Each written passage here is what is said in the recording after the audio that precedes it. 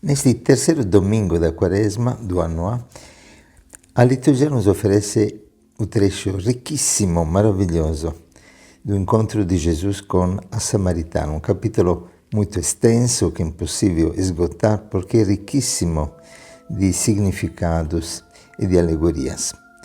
É interessante que no versículo 4, que a liturgia não nos apresenta, que introduz o trecho, está escrito: era preciso passar pela Samaria. Chegou então a uma cidade da Samaria chamada Sicar, perto de um campo que Jacó tinha dado a seu filho José. Aí estava a fonte de Jacó. Cansado da caminhada, Jesus sentou-se junto à fonte. Era por volta da 6ª. É belíssimo ver como cada detalhe tem um significado profundíssimo. Por exemplo, quando se fala que era preciso passar pela Samaria, em verdade não era geograficamente preciso, pelo contrário. No caminho da Judeia à Galileia não era preciso e, pelo contrário, a maioria dos judeus evitavam de passar pela Samaria. Por que era preciso? Porque é o mesmo termo que se usa a respeito da morte de Cristo, quando o Evangelho diz: é preciso que o Filho do Homem seja entregue nas mãos do sumo sacerdote e dos fariseus para ser crucificado. Quer dizer, o Cristo quer dar a vida, é necessário, é uma urgência do coração de Cristo poder encontrar aqueles que estão perdidos, como o caso desta samaritana. Uma samaritana que está indo para o poço de Jacó na hora sexta. A hora sexta é a hora da crucificação de Cristo. E por isso todo o termo nos dá uma dimensão profundíssima deste belíssimo encontro de Jesus com a samaritana. É no lugar do poço de Jacó, aquele poço que Jacó tinha doado ao seu filho predileto, José.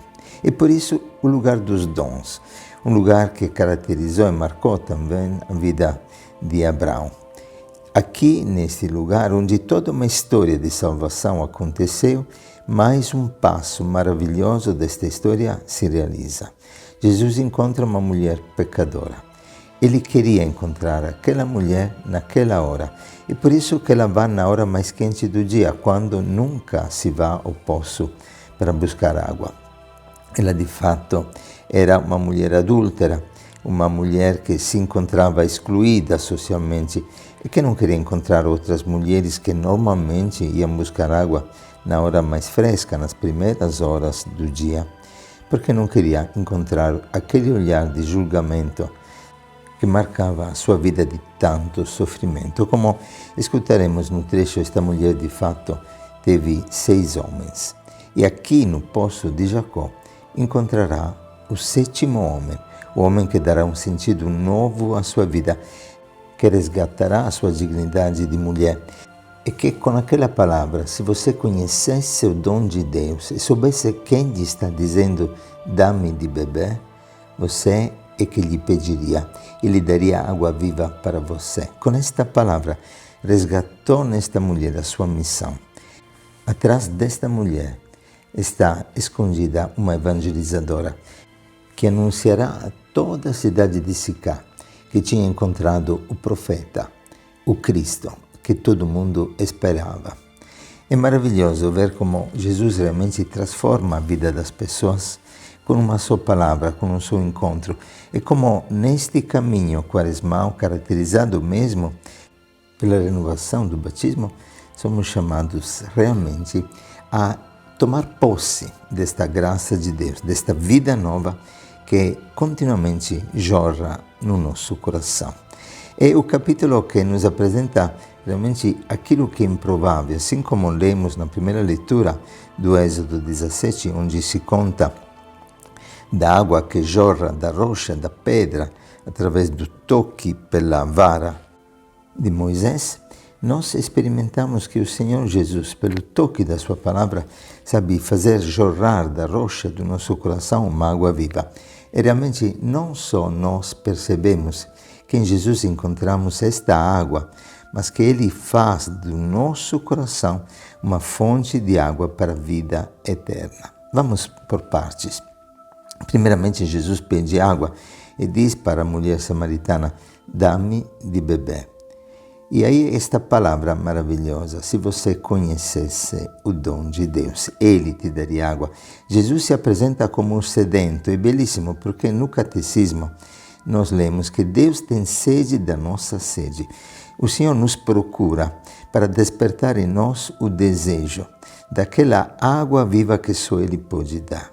O Senhor tem sede da nossa sede. A nossa sede não é um empecilho para o encontro com o Senhor. Pelo contrário, a nossa sede é o espaço do desejo mais profundo do nosso coração, que só Deus conhece e só Deus pode preencher. Lemos ainda no Catecismo que onde o homem vai em procura da água, Deus vai procurar o homem. Nós continuamente somos criaturas desesperadas por Deus, desesperadas pelo amor do Senhor. É claro que esta sede do homem representa todos os desejos mais profundos, todos os instintos mais profundos, porque sede é um instinto mais forte do que a fome, como vemos na primeira leitura. O povo está desesperado por água, mas este é um símbolo de todo desejo que nos deixa desesperados. Nós somos profundamente incompletos e Deus vê na nossa limitação, no nosso pecado, neste caso, nesta mulher adúltera, o desejo de uma sede por um amor maior. E é maravilhoso. O Senhor não vê uma prostituta, não vê uma adúltera, vê uma filha desesperada por um amor que só Ele pode dar. O Senhor nunca vê uma alcoólatra, mas vê um homem desesperado pela água do Espírito, que nenhum vinho, nenhum álcool poderá saciar. Todo o dom do Espírito que Paulo resume em 3 palavras, paz, amor e alegria, são a expressão do desejo mais profundo do coração do homem. É só assim o homem poderá realmente, em Cristo, saciar definitivamente estas necessidades todas que muitas vezes nos levam para buscar falsos ídolos. Todos os vícios que nos afastam, na verdade, daquela que é a única fonte capaz de saciar o nosso desejo de amor e de sermos amados. Paz, amor e alegria são dons do Espírito. E por isso, todo o trecho, no final, nos leva a olhar para o Espírito Santo, quando, no final do Evangelho, nós vamos ler: chegou a hora, e agora que os verdadeiros adoradores vão adorar o Pai em Espírito e verdade, porque estes são os adoradores que o Pai procura. Aqueles que adoram em Espírito e verdade. A sede do Espírito Santo. Todo o caminho quaresmal, o caminho da Páscoa, é um caminho que nos leva para o Pentecostes, para um desejo profundo de um novo Pentecostes na nossa vida. Nós precisamos beber desta água que torna o nosso coração fonte de água viva para a humanidade. Um segundo ponto muito forte é quando Jesus, de repente, mudando de assunto, fala do marido. E diz para a mulher: chama teu marido. E ela realmente, com humildade, reconhece que não tem marido. E Jesus acrescenta, diz o certo: você não tem marido porque você teve 5 maridos e aquele que você tem agora não é teu marido. 6 homens na vida desta mulher. Através desta palavra, a mulher reconhece um profeta em Cristo, aquele que todos estavam esperando, mas atrás destas palavras, Jesus reconhece no coração desta mulher traumas, sofrimentos, abandonos, lágrimas, uma história difícil, uma história caracterizada por adultérios, rejeição. Mas aqui Jesus enxerga nesta pedra, neste coração de pedra, neste coração que se tornou duro por tantas vicissitudes da vida, uma fonte que Ele deseja resgatar. Por isso, se tu conhecesses, escuta também para você esta palavra, se tu conhecesses quantas vezes o nosso coração, nosso olhar para perante nossos pecados, nossas limitações, e não entendemos que este nosso pecado, esta nossa limitação, esta consciência de sermos incompletos, vazios, falhos, feridos, na verdade é o espaço para que se manifeste a misericórdia de Deus. É aqui que o Senhor quer derramar a sua misericórdia e transformar a nossa vida, saciando o nosso coração daquilo que nada neste mundo poderá saciar senão no encontro com o Deus vivo que sempre nos espera lá na beira do poço, onde nós vamos buscar, às vezes de forma errada, de saciar a sede que só a água viva do coração de Cristo poderá realmente e definitivamente saciar. É belíssimo. E tem finalmente um terceiro ponto. Tem uma água, esta água que sacia e que me torna fonte de água viva. Então nós vemos esta duplicidade de significado. Se fala de água e de água, de maridos e do marido, do homem da vida, desta mulher que é Cristo, este encontro com um verdadeiro esposo. Interessante porque o povo da Samaria era considerado um povo herético pelo povo judeu. E de fato este povo, por exemplo, acreditava somente nos primeiros 5 livros da Bíblia, o Pentateuco. Não acreditava nos livros proféticos, é curioso, e esta mulher reconhece em Cristo o profeta. Mas ainda havia contaminação com o paganismo que tinha caracterizado a história do povo da Samaria. E muitos ainda adoravam os Baals, que significa maridos, mas eram os ídolos, que realmente afastavam o povo do Deus vivo e do verdadeiro esposo da humanidade, Cristo Jesus, que esperava esta mulher, como espera cada um de nós, para que paramos de perder tempo e de machucar-nos batendo a cabeça como que as apalpadelas, diz Paulo, quando caminhamos no escuro, longe da palavra de Deus, que é Espírito e vida. E se fala de montes e do monte, do culto e dos cultos. E sabemos que o povo da Samaria adorava Deus em Garizim, enquanto o povo de Israel tinha o templo em Jerusalém. E Jesus finalmente quebra, racha todas estas divisões, mostrando e abrindo no nosso coração, no coração desta mulher, aquela fonte de água. E o novo culto que Jesus veio trazer. O culto que nos leva a adorar o Senhor no Espírito e na verdade, pois toda a terra é santificada, todo lugar é sagrado, quando estamos na presença do Senhor. Ele está conosco todos os dias, até o fim dos tempos, e continuamente derrama sobre nós, como lemos ainda no Evangelho de João, o Espírito Santo sem medida. Só depende da medida do nosso desejo e da busca mais profunda e mais sincera do nosso coração, para que possamos procurar em Cristo, na sua palavra, a fonte da vida que o mundo nunca poderá nos dar.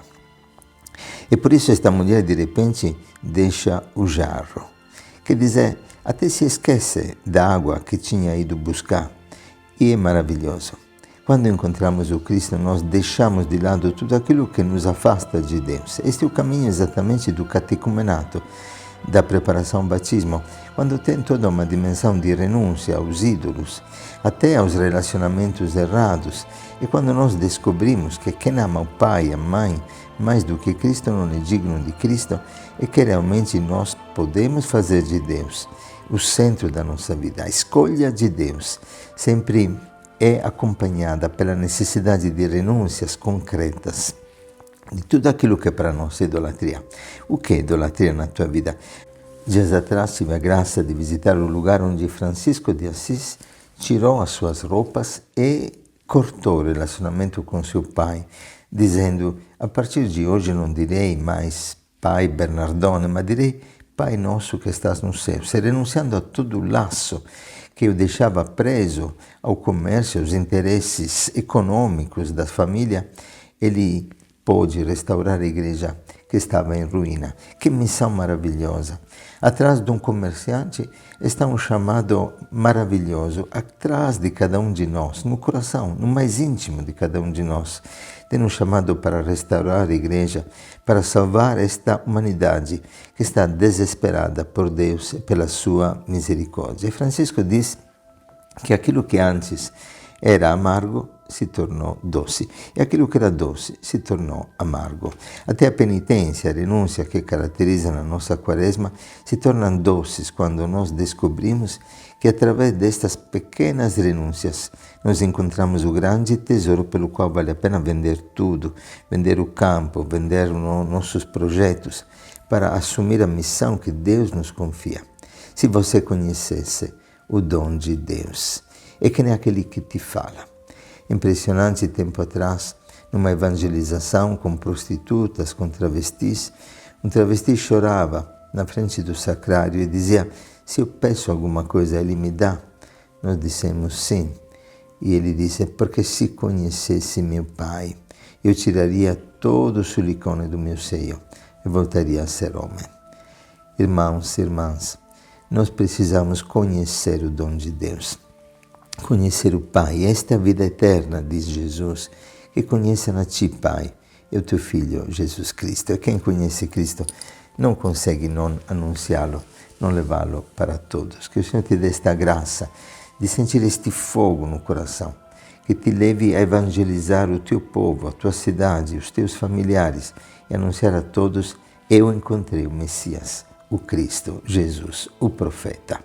Seja você também evangelizador de fogo e, como esta samaritana, sinta-se envolvido pela alegria de um encontro com uma palavra que é Espírito e vida. O Senhor te abençoe e te guarde, possa fazer resplandecer a sua face sobre ti e te dê paz. Um bom domingo para todos.